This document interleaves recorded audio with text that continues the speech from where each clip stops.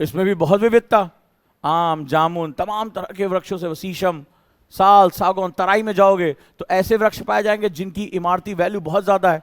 यहां से लेकर म्यांमार, इरावदी नदी के किनारे तक साल, सागौन, कहते हैं कि इसके बारे में कहा जाता है 100 साल खड़ा 100 साल पड़ा, इसकी कहावत कही जाती है। इसकी लकड़ी सड़ती नहीं है, सबसे दुनिया में सबसे बेशकीमती लकड़ी मानी जाती है, टीक वुड कहते हैं इसको।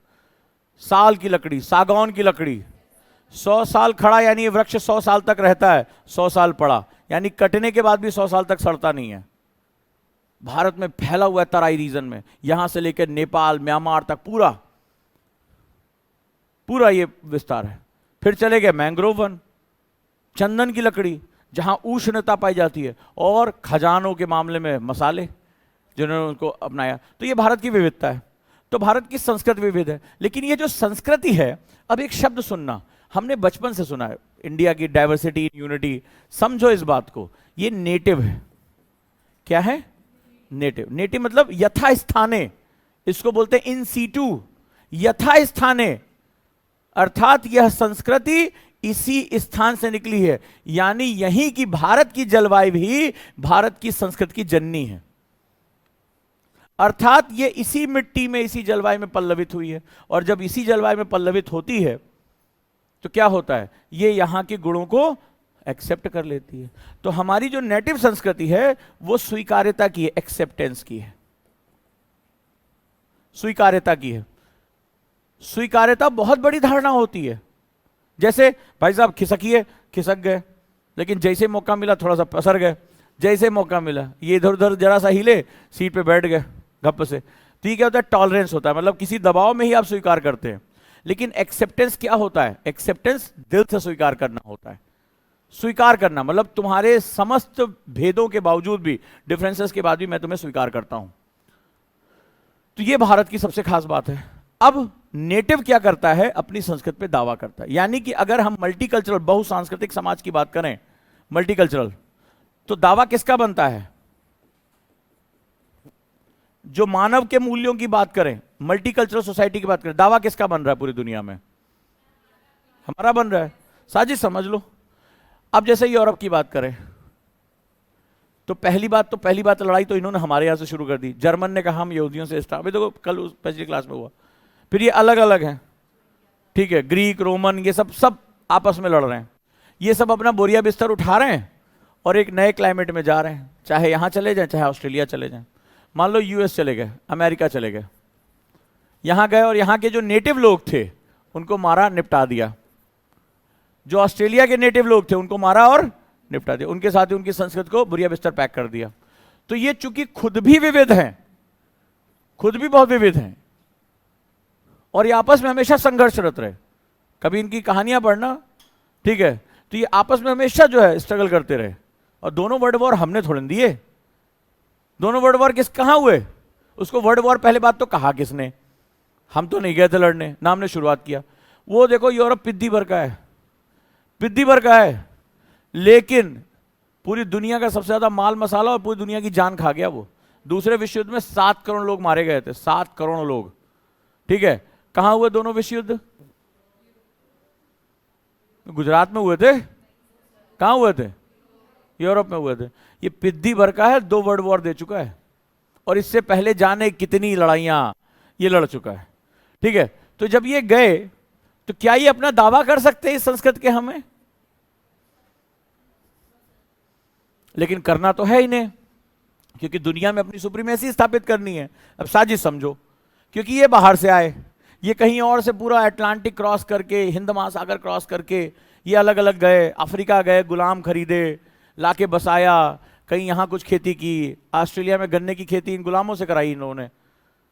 तो ये अब इन्हें प्रूव करना था कि ये, अब कोई भी अगर सोचने वाला व्यक्ति हो तो बोला तुम यहाँ नेटिव नहीं हो, तुम इस क्लाइमेट की जननी हो नहीं, तो तुम कभी भी जो क्लाइमेट से पैदा होगा वो एक्सेप्ट करेगा। ये बात ध्यान रखना, नेचर का नियम है, प्रकृति सबके लिए बराबर है, कि जो जिस क्लाइमेट में हुआ है वो एक्सेप्ट करेगा, स्वीकार करेगा, ठीक है। जो बाहर से आया है वो टॉलरेंस और इंटॉलरेंट होगा। जैसे कई बार तुमने सुना होगा कि एलियन स्पीशीज आ गई, कुछ ऐसे पेड़ पौधे आ गए जैसे गाजर घास। तो गाजर घास हमारी नहीं है, अमेरिका से आई है। तो क्या होता है, गांव में तुमने देखा होगा अचानक से गेहूं के फसलों के साथ वो फैलती चली जाती है, उसके ऊपर कोई कीटनाशक असर नहीं करता है। और वो जहां जाती है वो जमीन की सारा पोषण खींच लेती, क्योंकि वो हमारा नेटिव नहीं है। अभी हाल ही में रिपोर्ट आई कि इन वजह से बहुत ज्यादा प्रकृति का विनाश होता है, बहुत ज्यादा नेचर का लॉस होता है। तो जो नेटिव नहीं है वो कभी भी उस क्लाइमेट को एक्सेप्ट नहीं कर पाएगा। अब इस हिसाब से सुपीरियर कौन है? दुनिया को ज्ञान, सहिष्णुता, स्वीकार्यता, मानवता ये बताने का राइट किसके पास है? नेचुरल राइट किसके पास है? अब यही बात उन लोगों ने कही कि भाई सभ्यता की जननी भारत। बोले संस्कृत में इतनी विविधता कहां है? भारत। लेकिन कुछ होने जा रहा है, ये जो चीज है इनकी सुप्रीमेसी को खत्म कर देगा। अब इन्हें अपनी सुप्रीमेसी स्टैब्लिश करनी है, तो ये खुद कहीं बाहर से आए, तो इनको भी तो ये तय करना था कि भारत की जो महानता है, भारत की जो सभ्यता है, वो वहां के अपने लोगों की नहीं है। और ये भी बताना था कि जो वहां के नेटिव लोग हैं वो दलित हैं, वो द्रवित हैं, वो मारे गए हैं। तो उन्होंने एक फॉल्ट लाइन पैदा की, आर्यन इन्वेजन थ्योरी। समझ में आया?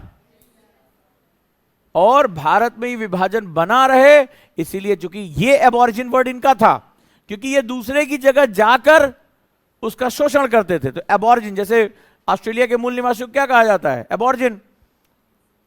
अमेरिका के रेड इंडियंस। तो उन्होंने जाके वहां के लोगों का सफाया किया। अब जब सफाया किया तो उन्हें यह थ्योरी भारत में भी देनी थी, क्योंकि इस हिसाब से भारत तो सुप्रीमेसी में, भारत जो कहेगा वही सच्चाई है, क्योंकि भारत की संस्कृति महानतम है। अब उस महानतम संस्कृत को नीचे करके दिखाना है, तो पहले तो यह प्रूव करना है जैसे हम यूरोप से आए हैं, सभ्यता की जननी भारत नहीं यूरोप है। और उन्होंने क्या कहा कि कैसे आर्य नाम के लोग यहां से चलकर भारत आए और क्या किया, वहां के जो मूल निवासी थे द्रविड़, किस तरह से उनको दबाया, कुचला, और देखो आज उनके साथ ऐसा कर रहे हैं। और ये सब कुछ पिछले 300-400 सालों के अंदर गेम खेला गया। समझ में आया? चलो इसको और अच्छी तरीके से समझते हैं। तो हमने यहां तक देखा था, अभी तक ऐसा लग रहा था कि हाय बस भारत ही भारत है। अब तुम्हें सब कुछ उल्टा पुल्टा कैसे हुआ एंडोलॉजी में, इसके बारे में आज हम बात करते हैं। तो यहां तक तो हो गया था, क्लियर है? अब हल्का सा क्विक चलते हैं। तो इतिहास की साजिश में ये उन्होंने पहले तय कर लिया था कि भारत को इस तरह से विभाजित कर देंगे, मुगलिस्तान, दलिस्तान, द्रविड़स्तान, ठीक है, भारत को भारत नहीं रहने देंगे। तो अब हम तुमसे एक छोटी सी बारे में, एक सेगमेंट में बात करते हैं। पहले इसको लिखो, स्टडी ऑफ इंडिया। इन्होंने भारत का अध्ययन कैसे करना शुरू किया, लिखो इसको। राजीव मल्होत्रा ने इसको बहुत अच्छी तरीके से समझाया है, और भी कई रिसोर्सेज मैंने यूज किए हैं, उसके बारे में समझते, क्योंकि ये सब भारत के साहित्य से गायब है। तो पहला जो है स्टडी ऑफ इंडिया, यानी भारत का जब अध्ययन करने की बात आई तो दो तरीके से। मैंने रोमांटिसिज्म बताया था, वो लोग जो अभी ऑर्थोडॉक्सी से बाहर थे, रूढ़िवादिता से बाहर थे, तो वो अभी भी भारत के बारे में अच्छा अच्छा लिख रहे थे। तो पहली ब्रांच थी यूरोपियन रोमांटिसिज्म की, लिखो, यूरोप का रोमांटिकवाद, ठीक है, स्वच्छंदता, वो मुक्त होकर लिखना चाहते थे, तो जो दिख रहा था वो लिख रहे थे, और जो दिख रहा था वो बेस्ट था। तो वो प्रो इंडिया थे, लिखो, भारत की तरफ लिखते थे। उनके हिसाब से क्या था? हार्बिंगर ऑफ सिविलाइजेशन, यानी भारत सभ्यताओं की बंदरगाह था, सभ्यताओं की केंद्र था, वो भारत सभ्यताओं का केंद्र था। एंटीडेट्स जूडो क्रिश्चियन सिविलाइजेशन, यानी यह यहूदी क्रिश्चियन सभ्यता से पहले का था। पर फिर कुछ हुआ जहां पर यूरोप ने यूटर्न ले लिया और भारत की तारीफ करने की बजाय भारत को नीचा दिखाना था। European U turn from glorifying to demeaning India, देखो, यूरोपियन ने यूटर्न ले लिया, पलटी मार दी, और अब भारत की तारीफ करने की बजाय भारत की बुराई करने लगे।